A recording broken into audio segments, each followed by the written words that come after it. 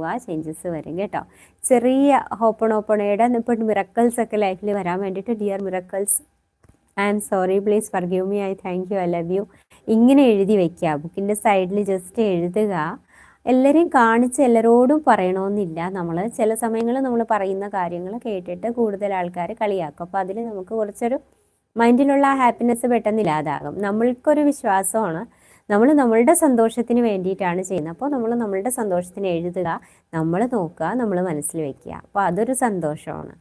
നമ്മൾക്ക് എപ്പോഴാണ് നമ്മുടെ കാര്യങ്ങൾ അച്ചീവ് ചെയ്തെന്ന് നമുക്ക് തോന്നുക, ആ ഒരു സമയം നമുക്ക് നമ്മുടെ ഫാമിലി മെമ്പേഴ്സിൻ്റെ മുതൽ ആർക്കെങ്കിലും പറഞ്ഞു കൊടുക്കാം. അത്രയും വിശ്വസ്തരായ ആൾക്കെങ്കിലും ഉണ്ടെങ്കിൽ പറയാം. ഇപ്പോൾ നമുക്ക് ഇതാണല്ലോ ഈ ഒരു സമയം നമ്മളുടെ സക്സസ്സിന് വേണ്ടിയിട്ടാണ് ശ്രമിക്കാനുള്ളത്. അത് മനസ്സിലാക്കുക. അതൊരു ഗ്രീഡി അല്ലെങ്കിൽ ഒരു ഇങ്ങനെ ആയിട്ട് എടുക്കണ്ട.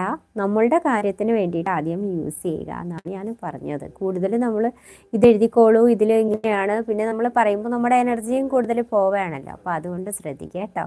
പഠിക്കാനായിട്ടുള്ള ഇതുകൊണ്ടാണ്. അപ്പോൾ അതുകൊണ്ടാണ് ഞാൻ പറഞ്ഞു തന്നത്. Dear miracles, I am sorry, please forgive me, I thank you, I love you. Okay, ലൈഫിൽ മിറക്കിൾസ്